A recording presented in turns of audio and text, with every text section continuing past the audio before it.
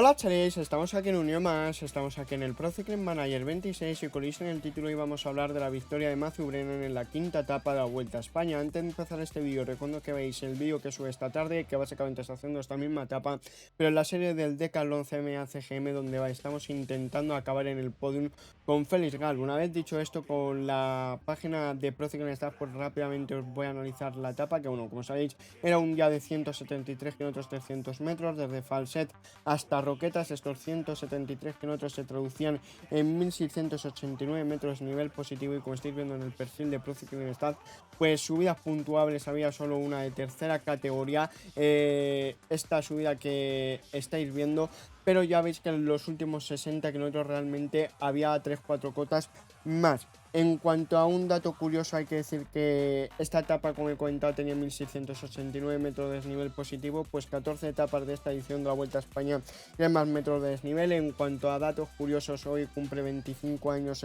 Ben Túlez, y un dato que no es tan bueno es que básicamente Cianut de Broes no ha tomado la salida. Esta mañana le han hecho test y pruebas al corredor de las lesiones que tenía, y básicamente se ha visto que era que la lesión era más grave de lo que se estimaba, por lo que los directores del equipo Movistar pues han decidido que abandonara la carrera. La neutralizada era de 5 kilómetros 200 metros, la temperatura de 28 grados Celsius. Veíamos un problema mecánico de Bruno Almiral en la neutralizada, también de su compañero Sefus, que esto hacía que se retrasara el banderazo de salida. En cuanto ya sabéis que los Maillot, pues el líder de la general pues es Tadej Pogačar, el líder de los puntos es Tadej Pogačar, pero lleva a Ethan Hayter, el de los jóvenes Oley, el de la montaña también es el líder Tadej Pogačar, pero se le cede a Fortunato, y por equipos el líder es el UAE. En cuanto se daba el banderazo de salida, pues en los primeros kilómetros ya cogía, en el kilómetro 8 concretamente, se iba en solitario Divernes, luego saltaban otros 4 corredores persiguiendo al corredor de 1X, que básicamente sacaba una ventaja de una decena de segundos tras haber superado los primeros 11 kilómetros de etapa, y al finalmente se formaba un quinteto por delante en el que estaba Calzoni de Pinarello, el propio Divernes, que como digo era el primer corredor en saltar, Stefan Kuhn, Gafuri del Picnic, Diego Uriarte, y básicamente también estos 5 corredores pues tras 15 kilómetros de etapa mantenían una diferencia de 25 segundos respecto al pelotón, que en el kilómetro 17 pues ya era de un minuto. Luego la máxima diferencia que llegaron a tener estos 5 corredores pues era de 2 minutos 17. En el kilómetro 30 hay que decir que Stefan Kuhn se paraba y básicamente era neutralizado por el pelotón, por lo que se quedaba un cuarteto por delante, y el equipo que empezaba a trabajar en el kilómetro 35 de carrera pues era el Netcom Panineos, y ya la diferencia se había rebajado a 1 minuto 35 segundos. La diferencia seguía bajando, el pelotón ya tenía una diferencia de 1 minuto 10 en el kilómetro 38 de carrera, y por delante seguía pues Calzoni, De Bernes, Gafuri, Diego Uriarte. Luego, más cositas, evidentemente, pues esta escapada evidentemente ya no tenía mucha buena pinta, porque el pelotón no les estaba dejando mucho margen. Encima Stefan Kung se había parado, la media de la primera hora era de 40 kilómetros con 3, que esto subiría. Hay que decir que el cuarto abandono de la Vuelta a España 2026 lo protagonizaba Van Stendijk, el corredor holandés del Lotto Intermarché, y tras 50 kilómetros de carrera pues básicamente el pelotón por la diferencia tenía una diferencia, o sea, los escapados seguramente tenían una diferencia de 1 minuto. El equipo que estaba tirando por detrás era el Bismarck Bike. La media empezaba a incrementarse en los últimos 10 minutos, pues en la cabeza de carrera lo hacían 53 kilómetros 800, el pelotón en 52 kilómetros por hora, que esto básicamente lo hacía porque se notaba la tensión en el pelotón, porque el viento estaba entrando a favor. Después de superar a Ampolla, pues básicamente varios equipos estaban disputándose la posición, porque como digo hacía un viento bastante peligroso. De hecho, Ned Company Ineos seguía tensando con el maillot blanco de Óscar Osley en las primeras posiciones, seguía enfilando el grupo en la entrada de Tenebre, donde se cruzará por el río del Pont del Pasador y luego camino de San Jaume de Viga. Luego también los tres corredores que veíamos por delante eran Pogacar, Wout van Aert y Pedersen, que estaban en las primeras posiciones. La tensión en cabeza de pelotón es evidente y se está acercando a los cuatro escapados a solamente una veintena de segundos cuando entramos en los últimos 100 kilómetros de etapa. Los abanicos acaban con la escapada. Calzoni, De Bernes, Gafur y Diego Uriarte son neutralizados por el pelotón a 98 kilómetros de meta, justo cuando el grupo está perdiendo contacto en la cola. Como digo, el viento entraba por detrás con bastante fuerza, 22 km por hora. También veíamos una caída de Xavier Mikel Asparren. Por cierto, también el equipo que estaba trabajando pues era el Bismarck Lisa Bike, a punto de entrar en Amposta por básicamente 84 km para la línea de meta. Veíamos a los corredores de compañeros de Matthew Brennan tirando encabezados por Wout van Aert, manteniendo el ritmo en cabeza del pelotón que rueda compacto. Luego Quinn Bowman a falta de 81 kilómetros le veíamos en el coche del equipo. Luego, como digo, en los abanicos pues veíamos a Christophe Laporte tirando del pelotón, a Richard Carapaz en la tercera posición, luego el propio Ethan Hayter en la última posición. Luego cuando Nez Compañero se ponía a abrir gas a falta de más de 100 kilómetros, pues Tadej Pogačar estaba en la segunda posición, que luego el propio UAE se empezaba a poner delante, más Pedersen se empezaba a tirar, los atacantes eran neutralizados, había abanicos que el grupo 2, pues básicamente varios corredores se quedaban por detrás, bueno, más que varios corredores, un grupo de unos 20-30 corredores, que es importante evidentemente destacarlo. Es a 73 kilómetros para la línea de meta. Antes de entrar a la localidad de Tortosa, Ethan Hayter ha atacado en el frente del pelotón. El británico está firmando una primera semana muy combativa. Hay que decir que 30 segundos para Hayter. El corredor británico rueda en solitario en cabeza a falta de 68 kilómetros para la línea de meta. Por detrás el Bismarck Isabay sigue trabajando, aunque sin ánimo de caza. Hayter superaba el sprint intermedio de T-Benz a 58 kilómetros 600 metros de la línea de meta, con 25 segundos de ventaja sobre el pelotón, como última referencia. Luego evidentemente Wout van Aert le dejaba a sus compañeros de equipo quedar segundo porque estaba luchando el maillot verde, y a falta de 56 kilómetros pues Ethan Hayter era capturado por el pelotón, que aquí se disputaban las primeras posiciones del pelotón entre el Bismarck Lisa Bike y el UAE.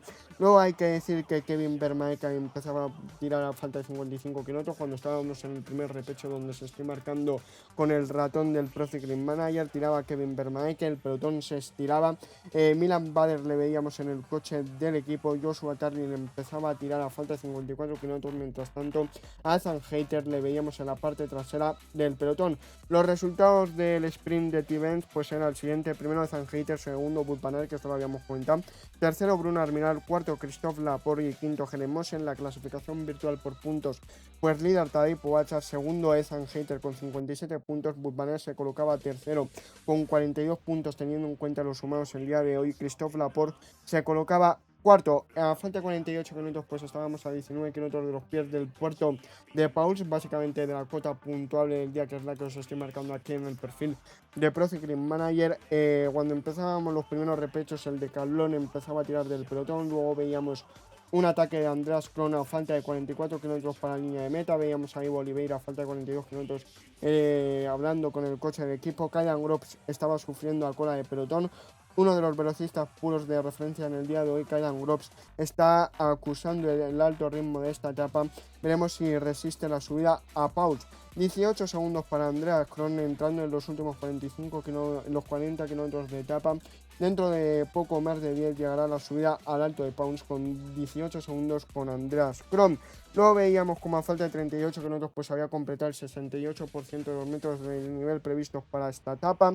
Luego veíamos como Kaylan Groves volvía al pelotón con la ayuda de su compañero Ramses de Bruin, y a falta de 34 kilómetros pues estábamos a 5 kilómetros de los pies del puerto de Pauls. Veíamos como James Shaw sufría un problema mecánico, el corredor de Education First, a falta de 33 kilómetros, y la parte dura pues de la subida, la pendiente más dura de esta quinta etapa de la Vuelta a España pues era de 14%, entre la sección del kilómetro 144,17 hasta el 144,37. Cofidis empezaba a tirar a falta de 32 kilómetros, Ethan Hayter cedía y Kaydan Gross volvía a sufrir de nuevo. Luego la velocidad en esta bajada previa a la subida del Alto de Pauls pues era de 82 km por hora. Tadej Pogačar estaba bien colocado en la quinta posición a falta de 30 km, que Andreas Kron era capturado a falta de 29 km. Movistar empezaba a tirar en la base cuando empezaba el puerto de Pauls, que bueno, básicamente como comentaba, la fuga de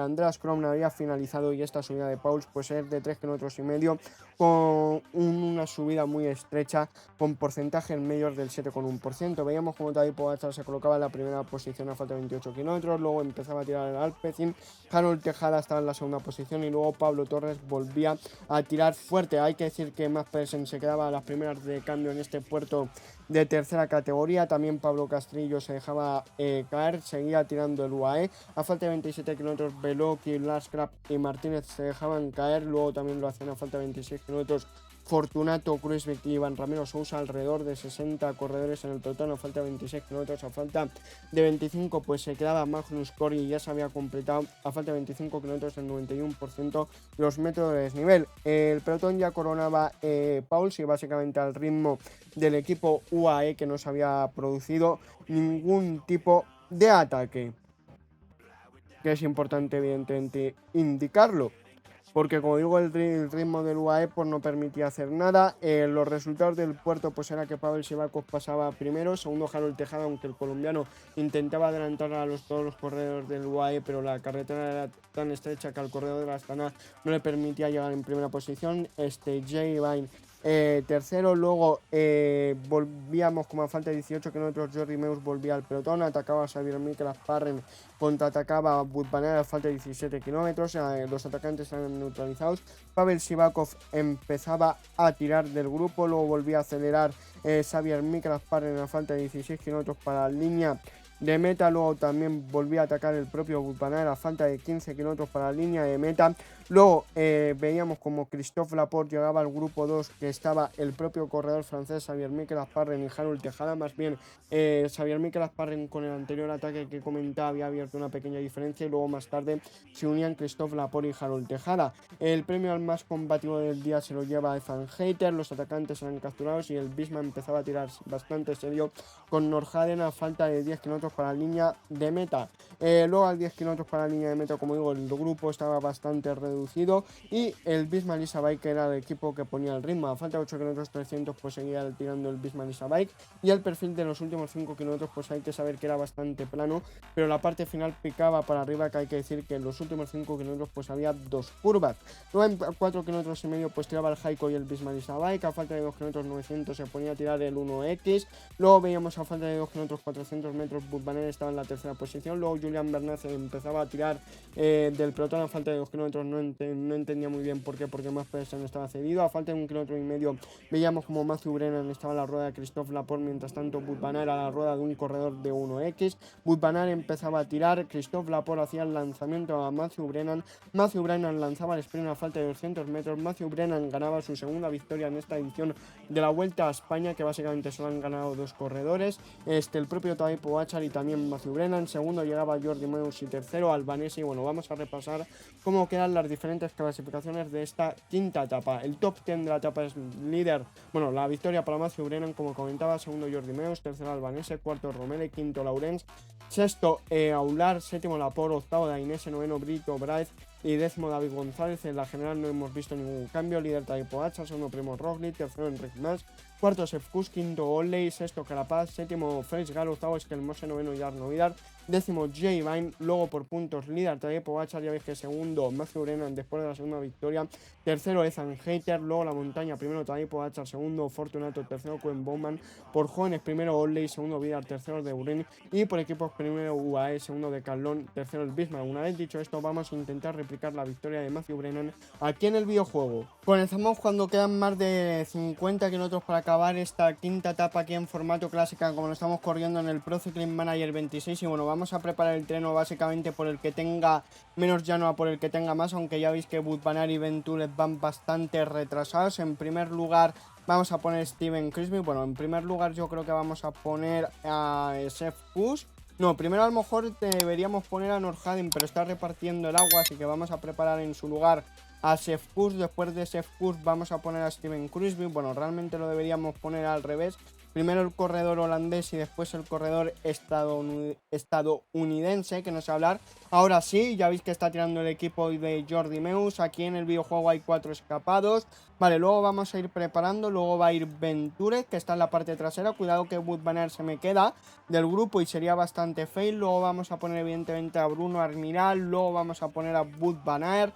Luego vamos a poner a Christophe Laporte y el último hombre, por supuesto, va a ser Mathieu Brennan. Ya estamos en la primera subida y como veis esto está siendo un completo desastre. Vamos a poner que Kruijswijk proteja, vamos, siga a Nordhagen, que como estamos ahí bien colocados nos viene bien, pero vamos, el que peor está es Wout van Aert y Venture, que vienen remontando, por lo que en esta primera subida no vamos a poder pegar ningún ataque, pero bueno, vamos a aprovechar para ver qué 4 fugados hay. Pues están Timo Rosen, Mackenzie, Chamberlain y Van Stendijk, que como digo en la vida real ha abandonado tristemente. Aquí viene Nordhagen, que espero que llegue. Vamos a ver por dónde lo lleva Mathieu Brennan. Vale, Mathieu Brennan ya está colocado, pero todavía sigue faltando Venture, que viene remontando en la zona intermedia del grupo. Wout van Aert está todavía más atrás, cuidado con esto.